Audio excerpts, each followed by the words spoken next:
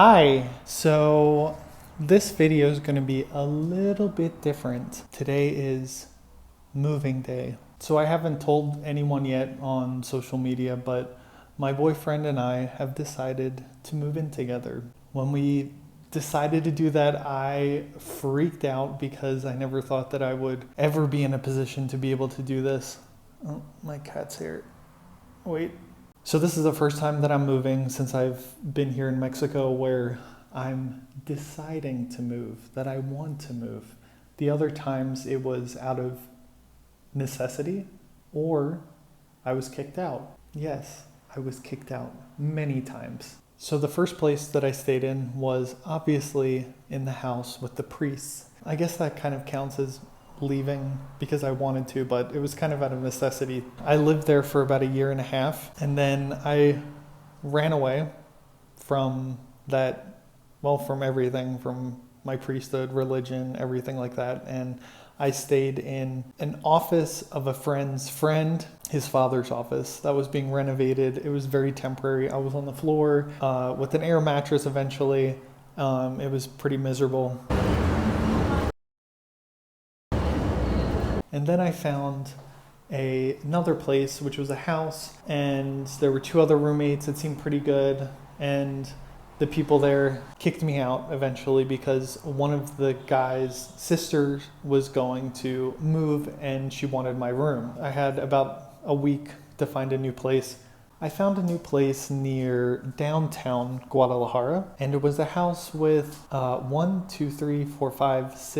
7 other people, one bathroom. It was not fun.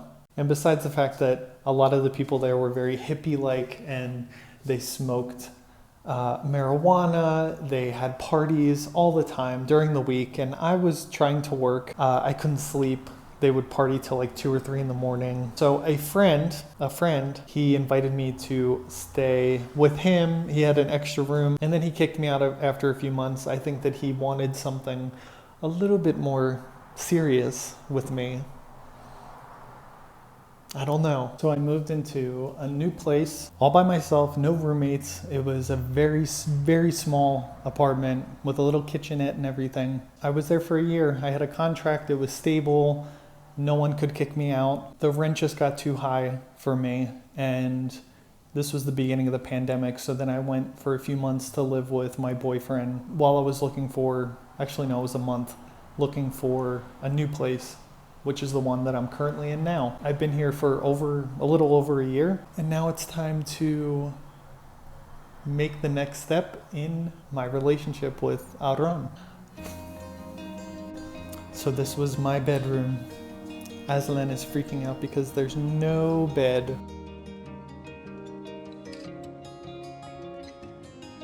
Look how bad this is. That was just from moving, and then we have all of this stuff. All of this. It's actually not too bad for just one person. Coffee table, my paintings, refrigerator that's going with my friend. Goodbye road that's always so loud and doesn't let me do any sort of work in here. So I don't think I'm actually going to be talking much, but I'll try to record some video as, that's better, as the day's going. And I'll also put in somewhere the painting that I did with Aaron in our bedroom.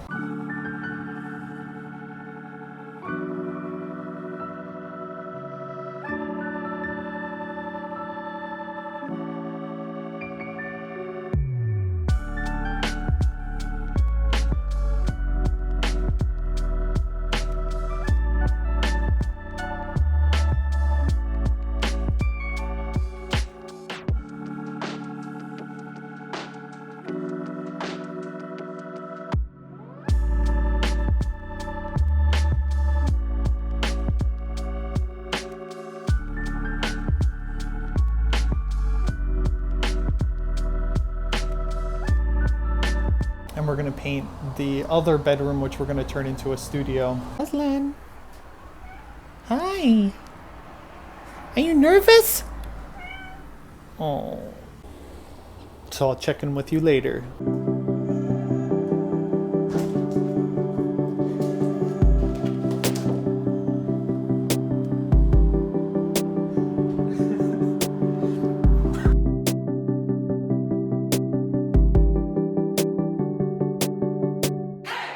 Hi! It's been a few days and I didn't film the actual moving part. Hi, Aslan. So he is upstairs and Dali is downstairs.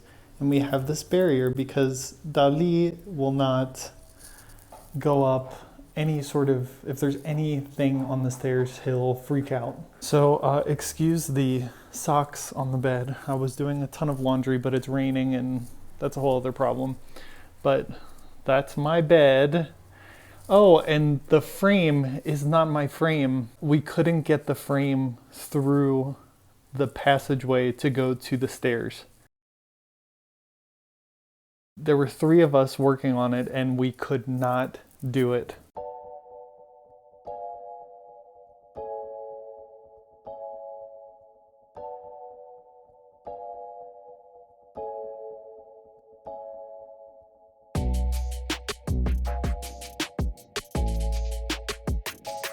Aslan. Hi.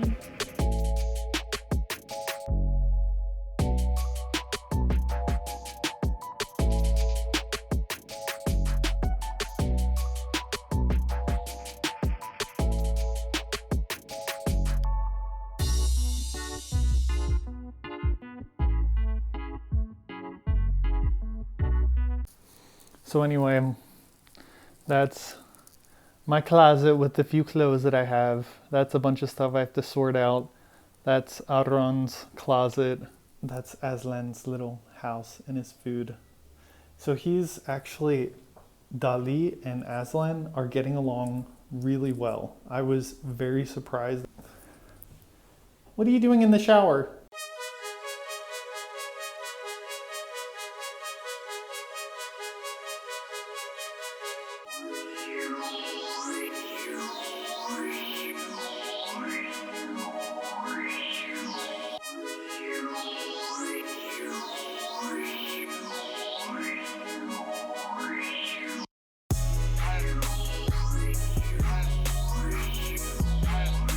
I thought it was going to be a huge drama where they would be fighting or something, but it seems like they are everything's okay. So this is going to be the office. That's Aaron's old mattress. And we're going to have the computer here. That's from downstairs. But anyway, boring. So today I'm doing something that it has been stressing me out for a long time. So it's really complicated, the whole visa process here, especially after COVID, because we couldn't leave. And when I first got here with the church, I had a working visa. And with the working visa, I was affiliated with the church and I could do the work, but it was only for a year. When I left, it expired because all the work visas are attached to a particular job. So then when I left, I was just on a traveler's visa. So every 6 months I had to leave the country and then come back, which was very expensive, but I had to do it. And I was able to go visit some relatives or some friends that I had. So it all worked out. But then COVID hit and I went past the 6 months. And so in Mexico, they have a special program that you lay your concerns down and they actually help you get through the immigration process so you can get your residency.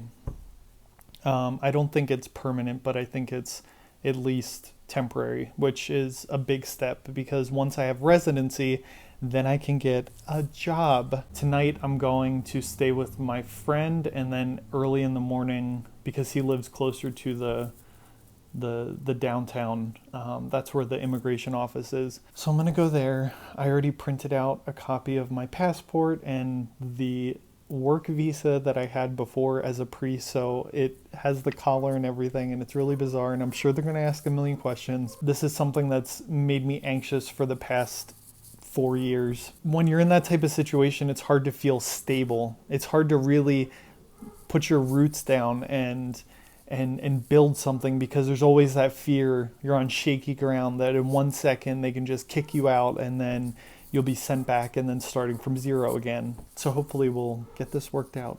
I'll give you an update on tomorrow, which will only be a few seconds for you.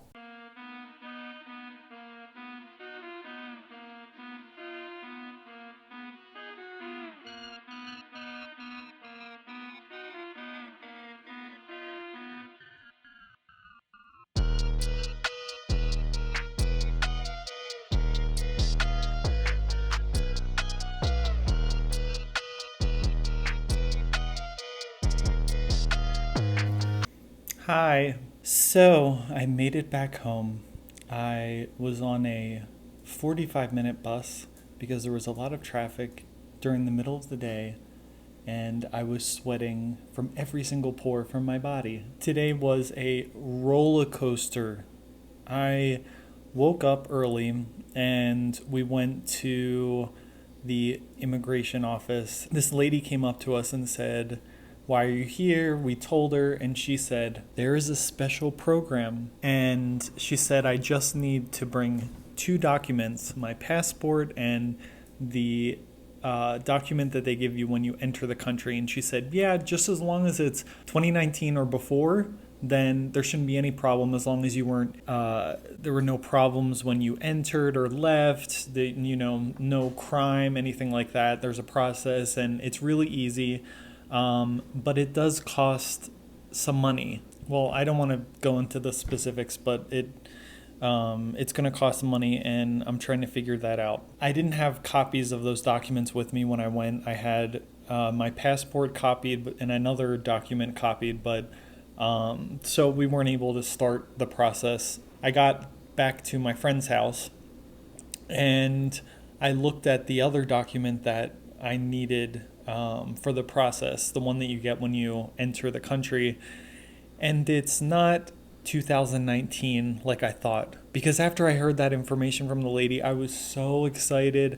I was so happy. I thought, okay, because what they're going to do is it's for 4 years, a temporary residency, and then after that they give you permanent residency. It's a special program, and I was so happy and elated afterwards. We went to breakfast. It was just a really good morning. And then I saw the documents, and it's February 2020. She specifically said 2019 or before. Luckily, it's before the pandemic. I don't know if they're gonna just include me into the qualified candidates. Of course, my head goes in every single direction, and I thought, well, I guess that's not happening to me.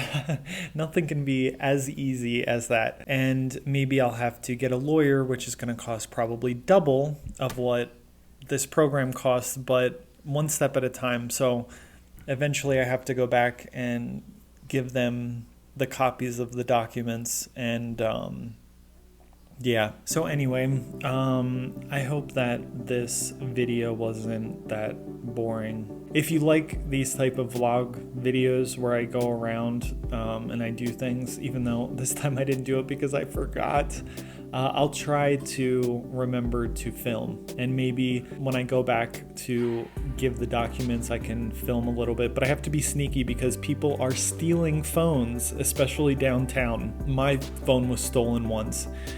That'll be a story for another day. So thank you again, and please like the video, subscribe to my channel, tell your friends about it. If you want to help support my channel and me, you can go to my Ko-fi page, which I'll leave a link down below, and you can just go leave as much as you're able to, just a few bucks. Everything helps, really. So thank you. And I'll keep you updated on my journeys. Have a great day. Bye.